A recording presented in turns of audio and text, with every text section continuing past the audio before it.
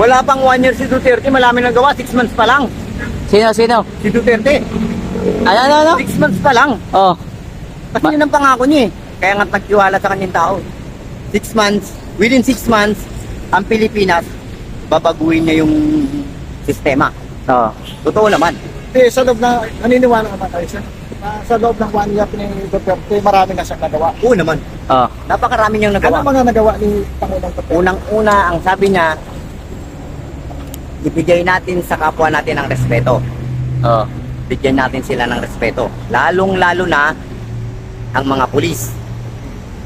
Ngayon, ang tanong ng tao, paano pagkakatiwala ng pulis anak ng tinapa? Yan ang lisensyadong kriminal. Sabi nga nila, di ba? Pero, mangyayari yan. Totoo naman. Nangyari. Kasi nga, ang ginawa niya, pinahugot niya lahat ng skalawag. At pinadala niya sa amin. Duterte. Ngayon, skalawag ka. Hindi ka pwede makarating sa amin. Kasi alam ng mga taga na skalawag ka nga eh. Oh. Papatayin ka. So, para magkaroon ng respeto ang tao, kailangan ng mga skalawag wala. Mawawala. So, di ba ginawa niya?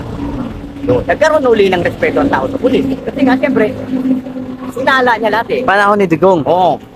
Nandun tayong may mga puntong hindi natin malalahat.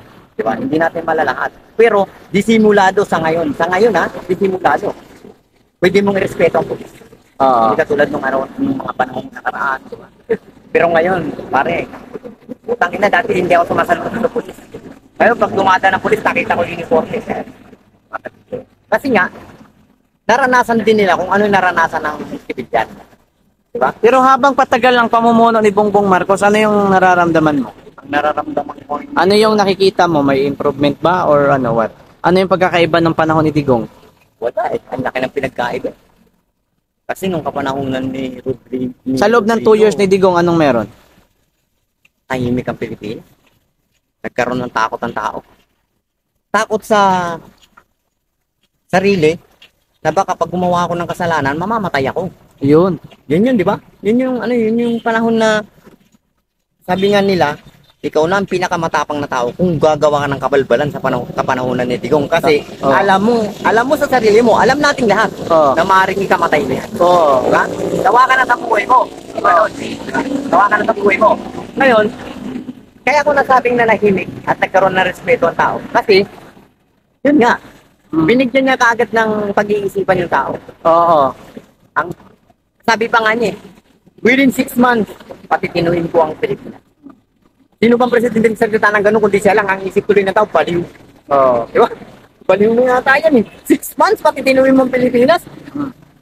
Ano na? Yung pala, may sarili siyang pamamaraan. Pero sir, naniniwala ka naman. Sa loob ng 6 months, nagawa niya. Nagawa niya, par. Oh. Nagawa niya within 6 months. Ano yun sir? Maraming taong nangilag. Maraming taong nangilag na gumawa ng kabalbalan. Kasi nga, hindi lingid sa ating mga Pilipino, hindi lingid sa kalaman natin na kapag gumawa ka ng kabalbalan sa kapanahonan ni Duterte, may kalalagyan ka. Sigurado yun, di ba? Ano yung inuuna niya doon sa within 6 months? Ang inuna niya, sir, yung mga kababayan niya kagad. Yung mga putante niya.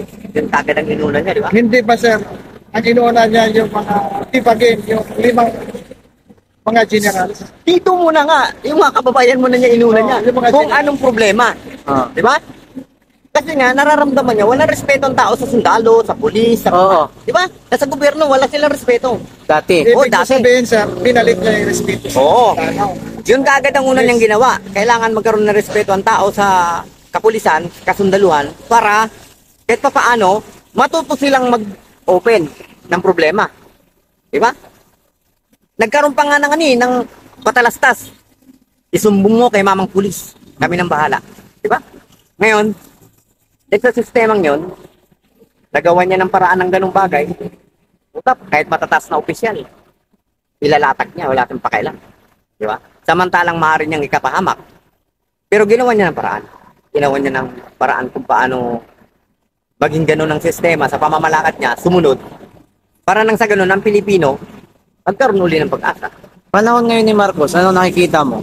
Sa ngayon, sir. Sa kanyang ngayon, mag 2 years na siya. Totoo lang, sir. Sa ngayon, ha?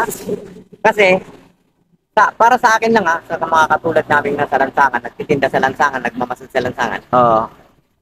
danas ko ang kapanahunan ng mga iba't ibang klaseng presidente. Yes. Isa lang naman ang sinasabi. Oo. Di ba? Kaya siya tumakbong presidente para tulungan ng Pilipino. Yes. Natupad yon sa salita ni Duterte. Oo. Kapanahon ngayon, na wala na si Duterte, para sa akin hindi ko alam kung anong iisipin ng iba. Para sa akin lang, Oo. wala akong nararamdamang pagbabago. Bumalik lang sa dati. Bumalik sa panahon ng Kapanahunan ng ibang presidente. Hindi kay Duterte. Di ba?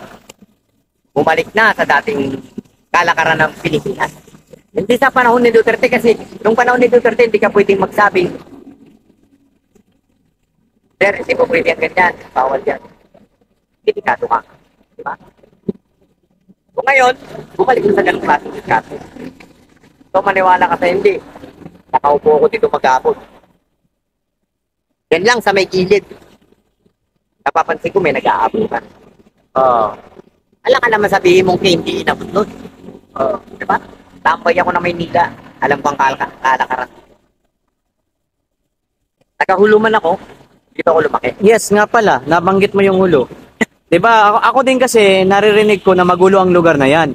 Oo. Noong mga panahon nung medyo bata-bata pa ako. Pero ano nga ba ang totoo about Hulo-Sulo? Anong Totoo meron yun. sa lugar na 'yan? Nung kapanahonan ni Marcos, may isip na ako nun. Nag-aaral na ako, 7 taon na ako nun. Kapanahonan ni Marcos, 2 beses siya naging presidente sa panahon ko eh. 2 beses naging presidente, nagboto siya ng yes or no.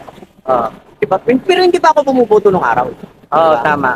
Kapanahonan ni Marcos, ang laging sinasabi ni Marcos, mga kapatid ni staff, huwag po nating bigyan ng pagkakataon ang gobyerno na magalit sa atin. Patuto po tayong makibagay dahil ako lahat ginagawa ko para sa inyo para manahimik ang lugar nyo na yan. Oo. So, ibig lang sabihin nun, minamanipulate ng gobyerno ng kapanahonan ni Marcos na matanda ang lugar namin para wag magkagulo. Di ba? Ibinibigay niya ang hinihingi ng gobyerno namin para wag mag-isip ng gulo. Kasi nga, ang Islam, ang utak kasi ng tao.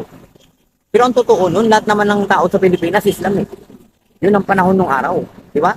Nagkawatak-watak lang dahil sa pumasok na lintik ng mga taga-ibang bansa. Kaya nagkaroon ng Kristyanismo. Pero ang totoo nun, Ngayon, nung panahon ngayon ni Digong, anong sitwasyon sa Hulo? nung kapanahonan ni Digong Edo na yun, yung sinasabi kong kailangan magkaroon ng respeto ang tao. Di ba? So, alam ni Digong, kasi nga, taga Mindanao siya, alam niya, Oo. ang Mindanao, unang-una na ang gulo. Gulo. Gulo-sulo. Yes. Pinakamalupit na isla ng Pilipinas yan. Oo. Kinatatakutan ng kahit na sino. Basta Kristiyano, takot pumunta dyan. Maliban lang sa mga foreigner na walang alam. Di ba? Tama. Pero kung sakasakaling mapunta doon ang foreigner, ang nababalita, inidnap.